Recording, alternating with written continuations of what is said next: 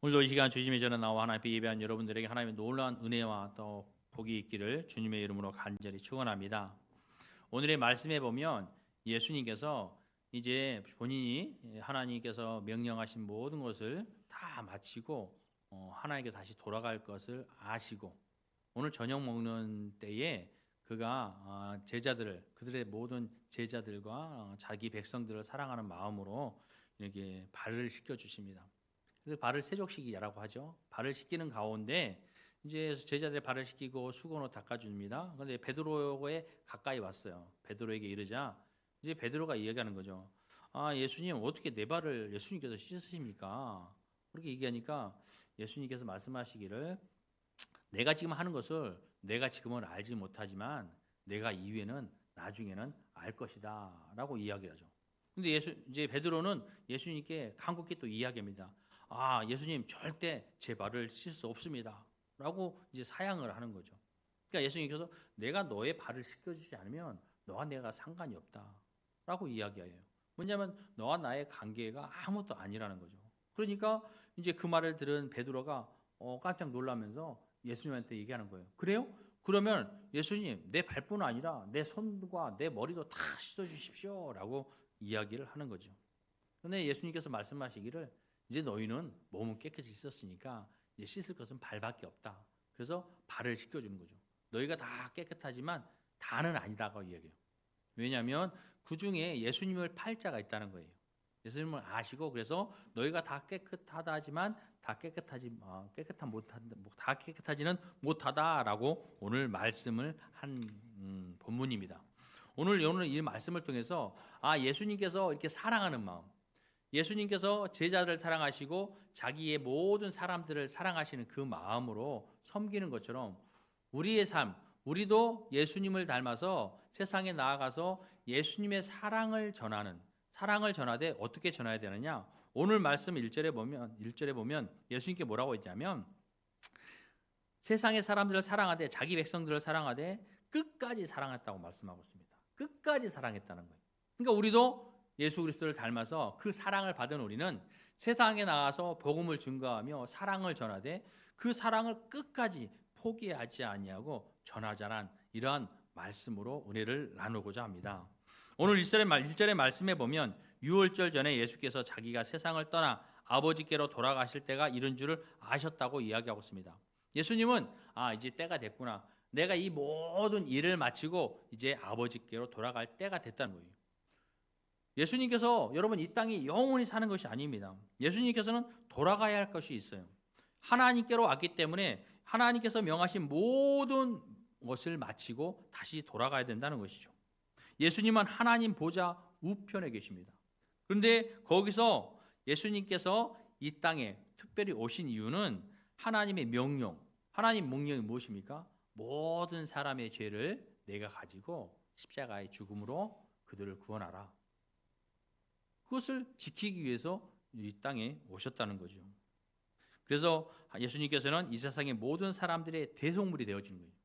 모든 사람들의 대속물이 되어서 모든 사람들의 죄를 지고 십자가의 죽으심으로 사람들을 죄에서 구원하라는 이러한 뜻으로 하나님께서 이 땅에 보내셨다는 것입니다. 사람도 마찬가지입니다. 예수님께서 하나님의 명령을 받고 이 땅에 오셔서 그 모든 명령을 다 지키고 돌아가셔야 되잖아요. 그렇죠? 이제 돌아갈 때가 된 거예요. 이제는 조금 있으면 이 모든 일을 다 마칠 때가 됐다는 거예요. 그런데 우리 사람도 마찬가지입니다. 우리 사람도요, 이 세상에 그 어떤 사람도 영원히 살지 못한다는 거예요. 우리의 삶에 각자 주어진 때가 되면 이 세상을 떠나 돌아가야 한다는 것입니다. 그래서 성경은 우리의 인생을 나그네라고 말하고 있습니다. 나그네란 무엇입니까? 자신이 거하는 곳을 떠나서 다른 곳에서 또 일정한 잠시 머물거나 아니면 또 돌아다니는 사람을 나그네라고 이야기합니다. 성경 베드로전서 1장 17절 말씀에 보면 외모로 보시지 않고 각 사람의 행위대로 판단하시는 이를 우리가 아버지라 부른즉 너희가 나그네로 있을 때라고 이야기합니다. 그러니까 뭐냐면 우리가 이 땅에서 있는 것이 어떤 때냐면 나그네의 삶을 살고 있다는 거죠. 그러니까 이 땅이 우리의 집이 아니라는 거예요. 우리가 돌아갈 곳이 있다는 거예요. 우리는 나그네이기 때문에 돌아갈 곳이 있는 거죠. 베드로전서 2장 11절 말씀에서도 사랑하는 자들아 거류민과 나그네 같은 너희를 권하노니 영혼을 거슬러 싸우는 육체의 정욕을 제어하라라고 말씀하고 있습니다. 뭐예요? 우리가 여기서 나그네로 살고 있다는 거죠. 그래서 뭐냐면 영혼을 거슬리는 이러한 육체의 정욕을 제어하라는 거죠. 우리가 이 땅에서 영원히 살 것이 아니니까 너희는 돌아가야 할 곳이 있어. 그러니까 너희가 살던 곳에서의 그런 영혼을 위한 삶을 이곳에서 살아야지, 이곳에서 너희의 육체를 위하여 사는 삶을 좀 제어하라라고 말씀하고 있는 것이죠. 그렇습니다. 우리네 인생은 이 세상에 잠시 머물다 돌아가야 할 나그네인 것입니다. 우리가 돌아간다고 하는 것은 왔던 곳으로 돌아가는 것을 의미하는 것입니다. 그렇다면 우리는 어디로 돌아갈까요? 우리 역시 하나님께로 돌아갑니다. 우리 인생은 모두 하나님께로부터 왔다는 것입니다. 물론 우리의 육신은 우리의 부모로부터 물려받았습니다. 그러나 우리의 영혼은 다 하나님께로 온 것인 것입니다. 스가랴서 12장 1절 말씀에 하나님께서 사람 안에 성령, 심령, 곧 영혼을 지으셨다라고 이야기하고 있어요. 우리가 창세기에봐도 마찬가지죠. 하나님께 사람을 만드실 때 어떻게 만드셨나요? 흙으로 사람을 만들었습니다. 흙으로 사람을 만들고 그 코에 생기를 불어넣으셨어요. 그래서 우리가 생명이 된 것입니다. 그것처럼 우리의 영혼은 하나님께로 왔기 때문에 우리가 죽으면 우리의 영혼이 하나님께로 돌아간다는 것이죠. 전도서 12장 7절 말씀해 보면 흙은 여전히 땅으로 돌아가고 영은 그것을 주신 하나님께로 돌아간다라고 되어 있어요.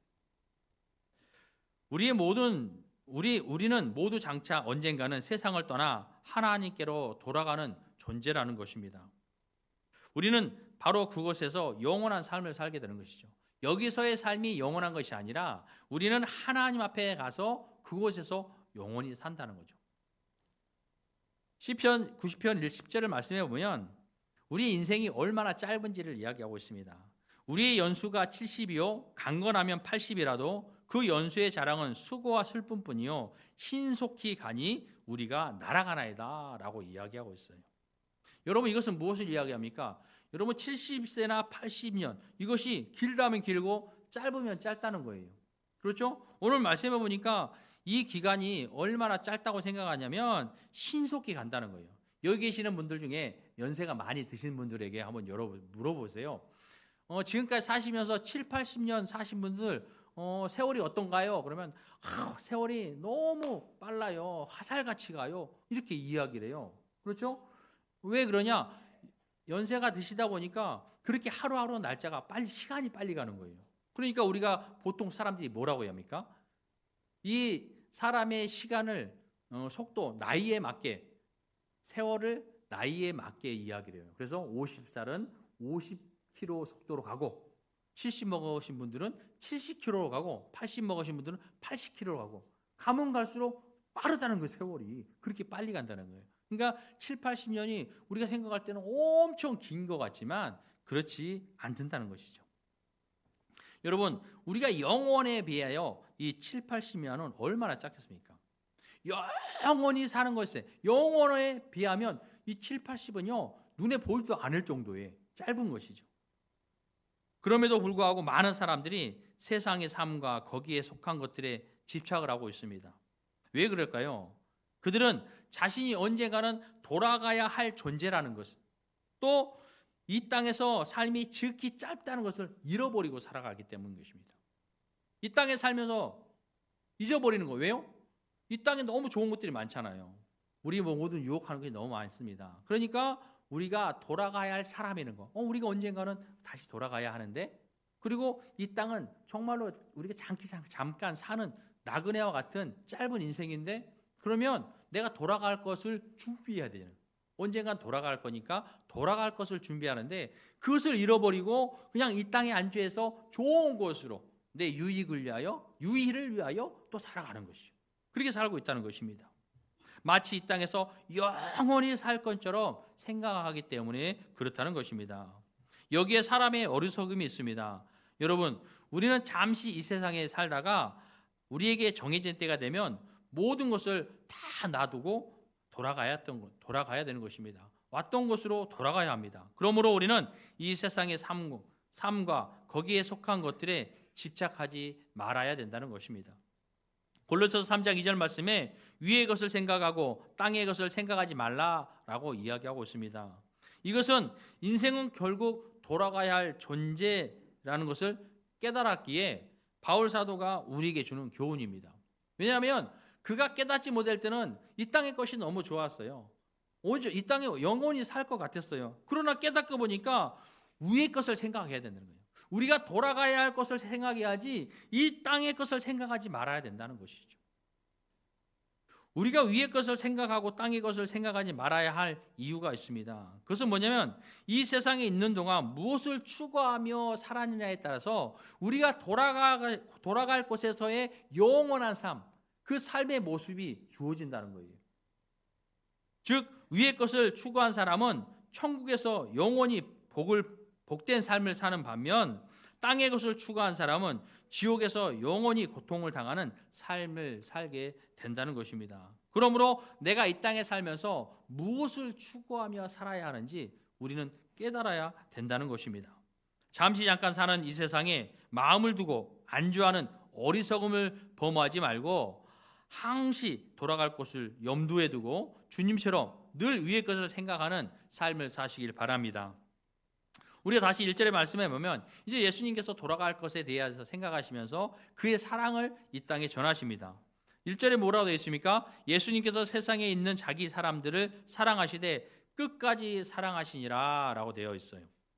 예수님께서는요 자기 사람들을 어떻게 사랑했냐면 지극히 사랑했습니다. 여기서 자기 사람들이란 예수를 믿고 의지하는 사람들을 통틀어 이야기합니다. 주님은 이들을 사랑하시되 끝까지 사랑하셨다는 것이죠. 여기서 끝까지라는 것은 무엇입니까? 마지막 순간까지 영원히라는 말을 의미하고 있습니다. 그러므로 자기 백성을 향한 주님의 사랑은 양적으로나 질적으로나 부족함이 없는 완전한 사랑이었다는 것이죠. 생각해 보세요. 예수님께서 이 땅에 있을 때 많은 사람들, 그러니까 예수님을 따르는 그 모든 백성들에게 한없는 사랑을 베풀어 주셨어요. 그러나 예수님께서 이 땅을 떠나시면서도 그 사람들을 어떻게 했습니까? 성령님을 보내주셔서 우리를 보호하시고 함께 하시고 이끄시기 위해서 그 사랑을 증거하시며 또 하나님 우편에 앉으셔서 우리를 위하여 늘 하나님 앞에 중보하는 그러한 사랑을 베풀고 계신다는 것이죠. 여러분, 이러한 사랑을 누가 받을 수 있겠습니까? 우리 인간은 서로를 이렇게 사랑할 수 없습니다. 예수님께서 우리에게 보여주신 것처럼 변하지 않는 사랑, 끝없는 사랑, 영원한 사랑, 이 사랑을 우리 인간들은 할 수가 없다는 거예요. 왜냐하면 인간의 사랑은 이기적인 사랑이며 변하기 쉬운 사랑이기 때문입니다. 가장 숭고한 사랑으로 말하고 있는 자식과의 부모의 사랑도 여러분 변합니다. 또 부부간의 사랑도 돌아서면 남이라는 그러한 말이 있듯이 부부간의 사랑도 여러분 변합니다. 무엇보다도 인간의 사랑은 주고받아야 하는 이런 조건적인 사랑이라는 것입니다. 그러나 주님의 사랑은 영원히 끊을 수 없는 그 무엇으로도 우리와 끊을 수 없는 사랑이며 또 희생적이고 무조건적이며 무제한적인 사랑이라는 것입니다. 로마서 8장 35절 말씀에 누가 우리를 그리스도의 사랑에서 끊으리요 환난이나 곤고나 박해나 기근이나 적신이나 위험이나 칼이랴. 여러분 하나님과 우리의 사랑 그리스도와 우리의 사랑을 그 무엇으로 끊을 수 없다는 거예요. 하나님과 우리의 사랑 예수님과 우리의 사랑 우리의 살면서 우리에게 아무리 환난을 줘도 아무리 곤고해도 박해를 해도 기근이 와도 위험이 와도 그것으로는 여러분 우리의 사랑을 끊을 수 없다는 거예요.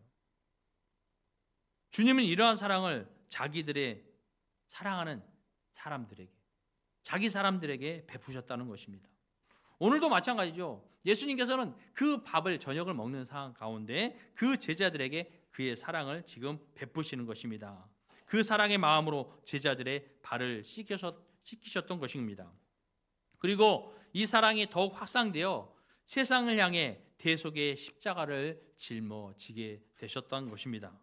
사랑하는 성도 여러분, 여러분의 사랑이 오늘 이 시간 지금 예수님의 사랑이 지금 우리 이 시간 이 자리에도 임하고 있습니다.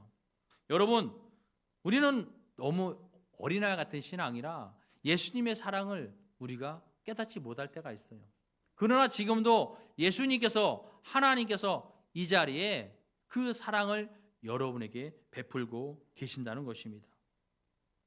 여러분, 우리는 왜 어린아이 같은 마음으로 하나님의 사랑을 깨닫지 못할까요? 어린아이가 되면 사랑을 잘 몰라요. 깨닫지 못합니다. 여러분 생각해 보세요. 여러분 여기 계시는 많은 부모님들도 계시지만 아이들도 있고 또 여러분의 지금은 부모지만 어릴 때는 아이였어요. 그런데 그 아이 때 부모의 사랑을 깨닫지 못해요. 그런데 점점 나이가 먹고 내가 부모가 돼서 그 부모의 나이가 돼 보면 부모의 마음이 그거였구나. 부모의 사랑이 이거였구나. 부모가 내게 했던 걸 깨닫지 못하다가 내가 자녀를 낳고 자녀에게 하다 보면 우리가 깨닫게 되어진다는 거예요. 그처럼 우리의 신앙이 어린아이와 같으면 하나님의 사랑을, 예수님의 사랑을 깨닫지 못한다는 거예요. 그러니까 우리는 날마다 우리의 믿음이 장성해야 돼요. 자라나야 돼요. 우리의 믿음이 자라서 하나님의 사랑을, 예수 그리스도의 사랑을 깨달아야 된다는 것이죠. 사랑하는 성도 여러분, 여러분들은 더욱더 하나님의 말씀으로 여러분 믿음이 자라나 어떤 환난과 역경과 고난과 환경에서도 흔들리지 않고 오직 하나님의 사랑을 여러분 받아 누리는 복된 삶을 살아갈 수 있기를 바랍니다. 여기서 중요한 것은 주님이 우리를 사랑하시되 끝까지 사랑하신다는 것입니다. 그러므로 우리는 어떤 상황과 시련에도 염려하거나 두려울 필요가 없다는 것입니다. 내가 비록 부족하여도 하나님의 사랑은 변하지 않는다는 거예요.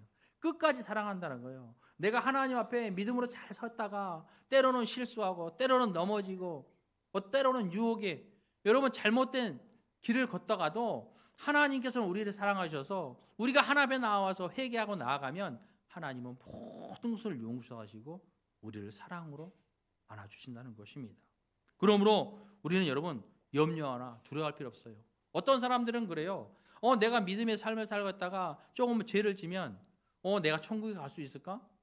나는 예수님을 믿지만 내가 잘못을 해서 내가 죄를 지어서 내가 천국에 가지 못하는 것이 아닌가?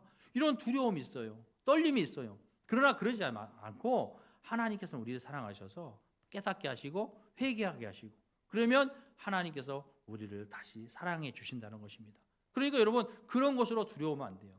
내가 실수했다고 두려워할 것이 아니라 하나님 앞에 회개하는 하나님의 간절히 회개하는 이러한 삶을 살아야 된다는 것입니다.